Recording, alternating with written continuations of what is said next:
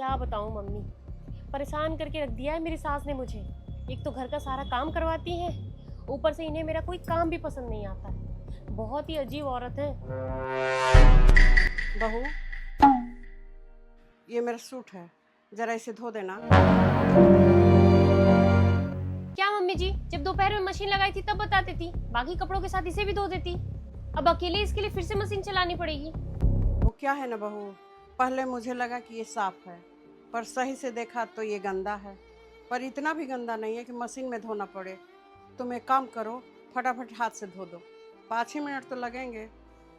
हाथ से नहीं धो पाऊंगी, मेरे हाथ में चोट लगी है। ठीक है बहू, रहने दो, मैं खुद ही धो लूंगी।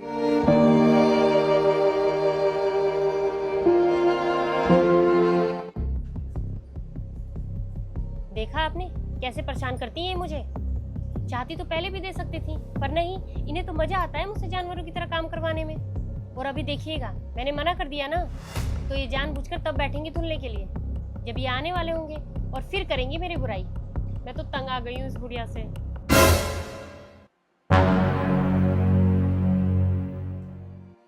सपना, मैं आ गया। मम्मी, लगता है ये आ गए, मैं आपसे बाद में बात करती हूँ।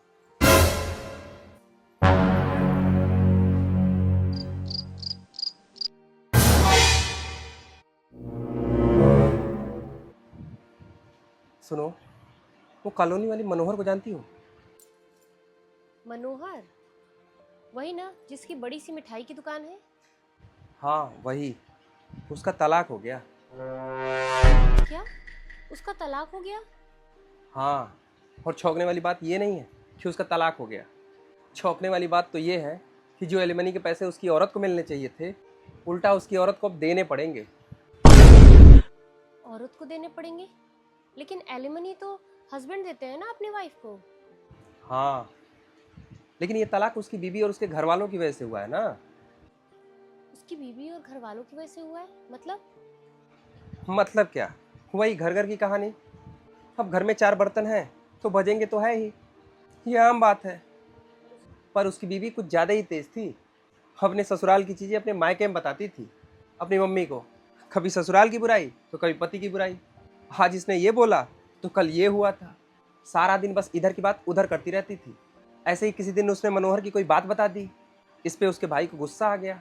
उसने पहले तो मनोहर को फ़ोन करके खूब गाली दी, और जब बात आगे बढ़ी तो फिर उल्टा आकर उसने मारा भी बेचारे मनोहर को। इस पे मनोहर ने इसकी कंप्लेंट पुलिस में कर दी।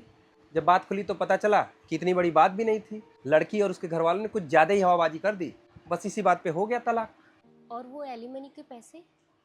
केस कर दिया मनोहर ने। अब तो देने पड़ेंगे पैसे। अब ऐसा थोड़े ना है कि पहले कोई बिना बात के मारेगा और फिर फटाफट तलाक ले लेगा। बेचारा मनोहर। अरे बेचारा वो नहीं, बेचारी उसकी बीवी। बिना किसी बात के अपना बसा बसाया घर बर्बाद कर लिया। पता नहीं क्या मिलता है आजकल की औरतों को, अपने घर की बात इधर उधर फैलाने से। प्रॉब्लम तो सॉल्व होती नहीं है, उल्टा घर टूट जाते हैं। पता है, पहले के लोग सही कहते थे कि शादी के बाद लड़की का असली घर उसका ससुराल होता है। इसीलिए वो लोग शादी के बाद ज़्यादा मतलब भी नहीं रखते थे। पर न जाने आजकल की औरतों को क्या हो गया है। खैर, हमें क्या, जो जैसा बोएगा वैसा काटेगा। चलो हम लोग सोते हैं। Good night. समस्याएं कहाँ नहीं होती, लेकिन हर छोटी बड़ी बात को मायके में बताना जरूरी नहीं है। बिना ज़रूरत हर बात घर से बाहर जाने पर गलतफहमियां बढ़ जाती हैं और रिश्तों में दूरियां आ जाती हैं। एक विवेकपूर्ण और संतुलित व्यवहार परिवार को जोड़ने में मदद करता है, जबकि अनावश्यक दखल कई बार रिश्तों को खराब कर देता है।